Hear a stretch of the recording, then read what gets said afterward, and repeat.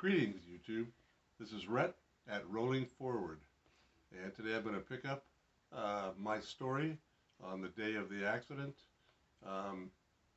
In the late evening of that day, and I am now at a large general hospital in a city on the edge of Los Angeles, large enough to handle my case at this point.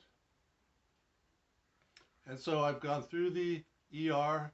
I'm upstairs in ICU at this hospital. It's very low light, and my parents are there. I don't think my sister has arrived yet. But my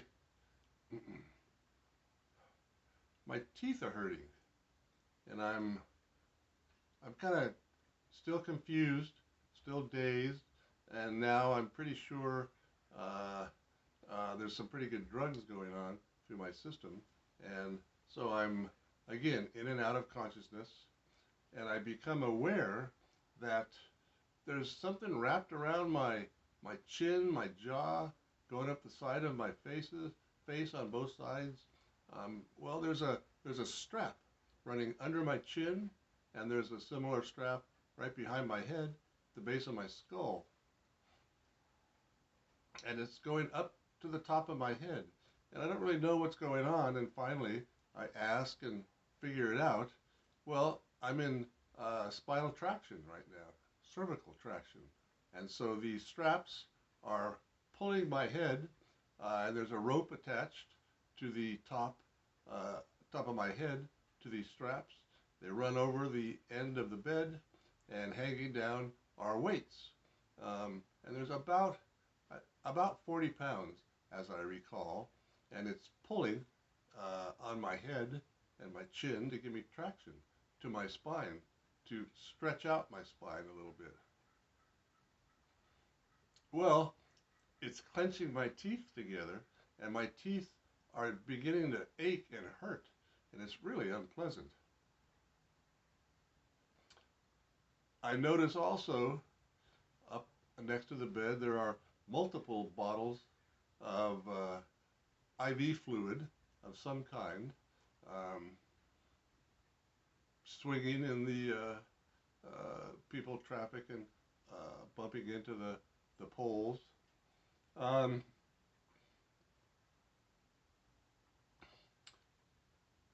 The medical staff is now waiting for the more longer-term method of applying traction to my spine, cervical traction. And they are looking around at other hospitals to borrow this piece of medical equipment. That's a pretty common practice, I learned. And what they're waiting for are called Barton tongs. These are similar to Crutchfield tongs, and they are somewhat simple devices. They're like a large,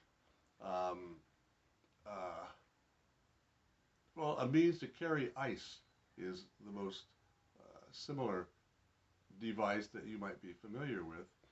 And anyway, what's going to happen is this device is going to pinch on my head and by grabbing my skull. And so the procedure is as follows. Two doctors came into my room. One of the doctors I have spoken with, probably every half hour or hour about my condition, how I'm feeling, what's going on. He was very interested and pleasant. He came in with a companion, and they were going to make small incisions on the side of my head, sides of my head, I don't know, maybe 3 inches above my ears, and make a little slice. And then they had with them a drill, and it was actually a brace and bit is what this is called in woodworking. You can look up brace and bit. It's an old-timey looking drill. You've probably seen them. Your grandfather or in older movies perhaps, but they're a very common piece of woodworking equipment, a slow speed drill. And so they put some Novocaine in my scalp above my ear, slice maybe a 1-inch incision, and then they put the drill up against my skull. And on the other side, the other doctor puts his hands on the side of my skull and pushes toward the doctor across the bed, while the doctor with the drill, or with the brace and bit, starts cranking, and he's drilling a little notch into my skull. And I keep saying over and over, don't go too far, don't go too far, because I'm imagining the drill bit plunging into my brain. And he keeps saying, don't worry, we're not going to go anywhere near that. And the drill is making exceedingly loud noises as it grinds and cuts its way through the bone, and they succeed. A small notch, maybe as big as I don't know, a match head on a wooden match, perhaps, not very large.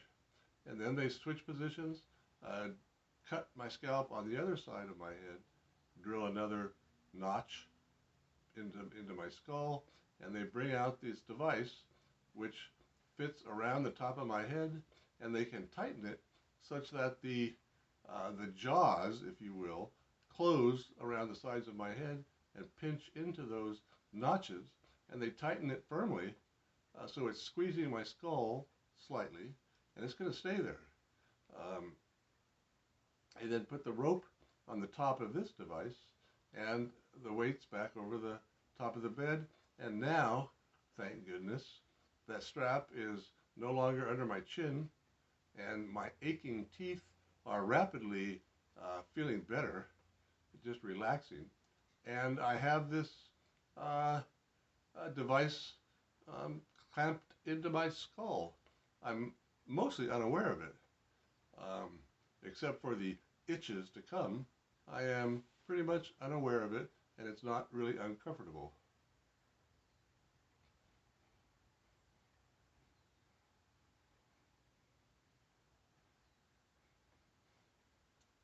As this is going on, say 12 hours before, and so on, I had become aware in the ICU that there were other people there in the other parts. You're not exactly in separate rooms, but they're separated by, well, more than curtains. But there's a respirator that had been going on in the next area within ICU. I could clearly hear it, and I could hear murmurings of people treating that person. And then I didn't suddenly become aware, but I slowly became aware that the respirator was no longer going. And shortly thereafter, I was told that my friend, who had been in the ambulance with me coming to this hospital, had just passed away. And the effect on me was almost nil. I was so drugged up that it was simply another fact. It could have been the same as, oh, there's a rainstorm passing by the hospital. Oh, your friend who came with you in the ambulance, he just passed away. Oh, I mean, I didn't know I was having somewhat of a dulled affect at that time. I didn't do that much analysis, as I was stoned out of my head and still in shock and awe of what was going on. But looking back on it, I'm somewhat wondrous that I was so matter-of-fact about it. Not something I'm particularly pleased about, but simply reality of the time and the night. And I'll wrap up a little bit with just some comments that in this town, it was Riverside, California. Uh, there was a family who had moved from my hometown, and they had gone to the same church that my mom went to, and so she was going to stay with them indefinitely as I was in the hospital. That turned out to be a really big help to me emotionally, and uh, I was I was becoming scared of what the heck was going on. And I think maybe I will leave this video at that point, and I'll pick up just a little bit with my days in the ICU in Riverside, being moved from the ICU down to the extended care area in Riverside, and talk more about that, because it becomes a more social scene, not a great social scene, but I become more aware. The environment is more casual, not sloppy. And I'll leave it at that. So YouTube, thank you for watching this one. And please do click subscribe and like. It helps me and my channel grow. And that's about it. Ciao.